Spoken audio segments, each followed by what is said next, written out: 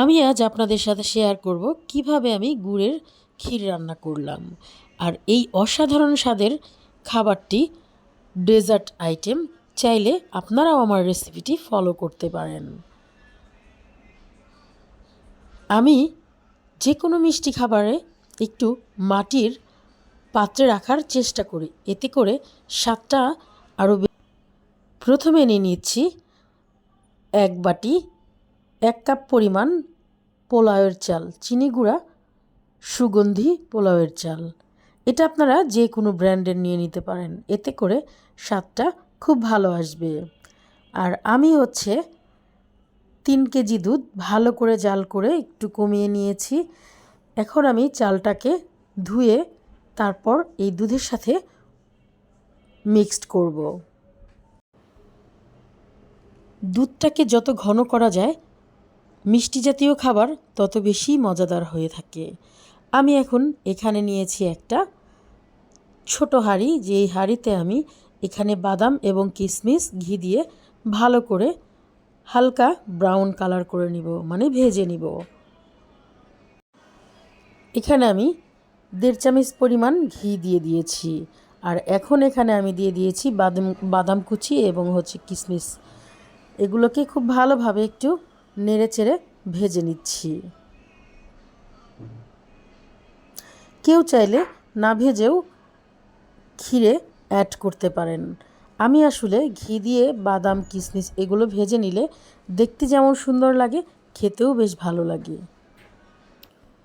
একটু সময় নিয়ে চুলার আঁচটাকে কমিয়ে আসলে আমি এগুলোকে সুন্দরভাবে ভেজে নিচ্ছি।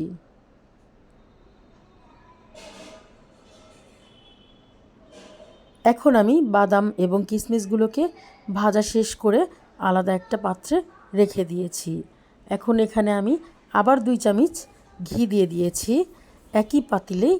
এখানে আমি এখন পোলার চালগুলোকে খুব সুন্দরভাবে একটু ভেজে নিব। আর পোলার চালটা যদি ঘি দিয়ে সুন্দরভাবে ভেজে নেওয়া যায়, তাতে করে স্বাদটা আরও দ্বিগুণ বেড়ে যায়।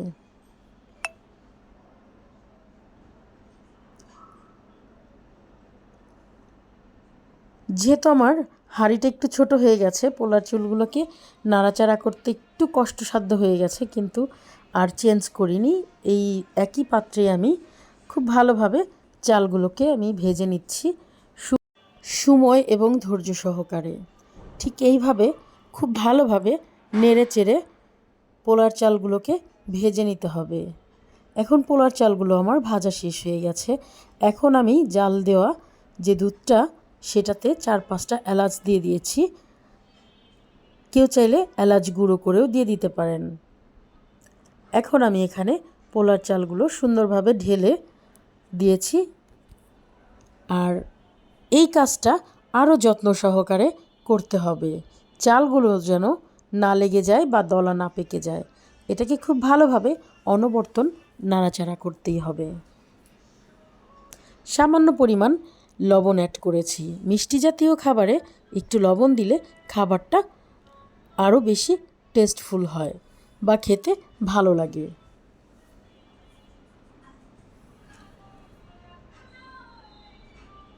মাঝে মাঝেই একটু পরপর 2-3 মিনিট পরপর খুব ভালোভাবে নেড়ে চেড়ে নিতে হবে। আর খেয়াল রাখতে হবে কোনোভাবেই যেন এই খাবারটা না লেগে যায় এবং দলা না পেকে যায়।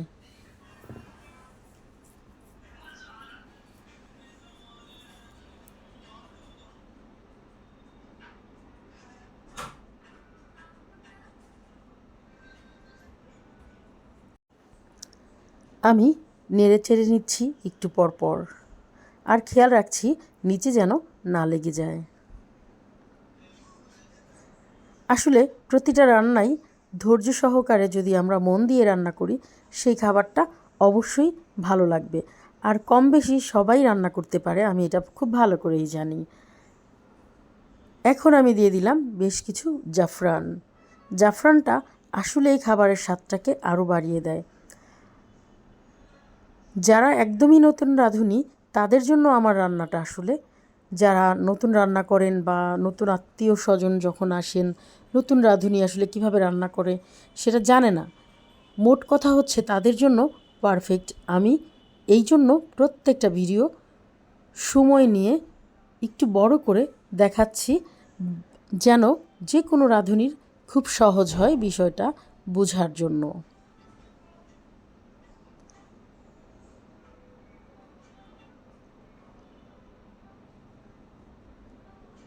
যারা আমার রান্না রেগুলার দেখেন, যারা আমার রান্না পছন্দ করেন ইউটিউব বা ফেসবুকে, তারা লাইক, কমেন্ট, শেয়ার করে পাশে থাকতে ভুলবেন না। অনেকটাই ঘন হয়ে আসছে।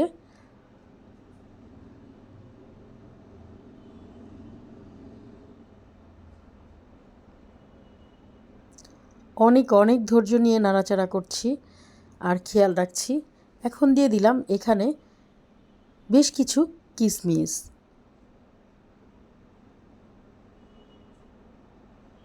আর যে কোনো দুধ জাতীয় খাবারে সবসময় চেষ্টা করা উচিত সবারই যে অল্প রান্না করলেও আসলে এখানে পানি না অ্যাড করা।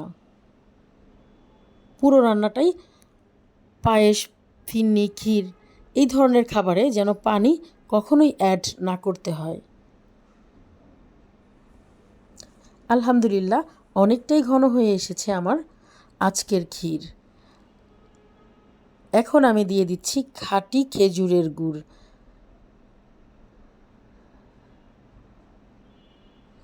আর গুড়টার ফ্লেভারটা খুবই অসাধারণ ছিল।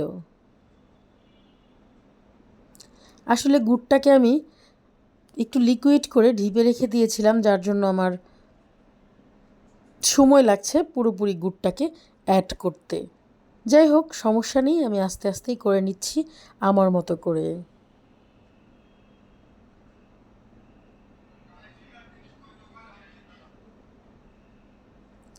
কালারটা কিন্তু অনেকটাই চেঞ্জ হয়ে গেছে গুড় দেওয়ার পর।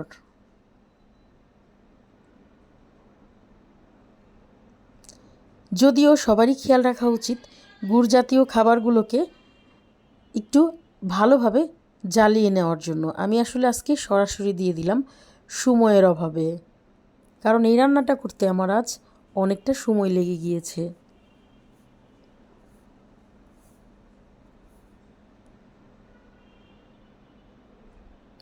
এখন আমি একটা একটা করে বাটিতে ঢেলে নিব। আর একটু হালকা ডেকোরেশনের জন্য বা মাটির যে কোনো পাত্রে মিষ্টি জাতীয় খাবার রাখলে আরও ভালো লাগে কিন্তু। আর এটা দেখতেও বেশ ভালো লাগবে।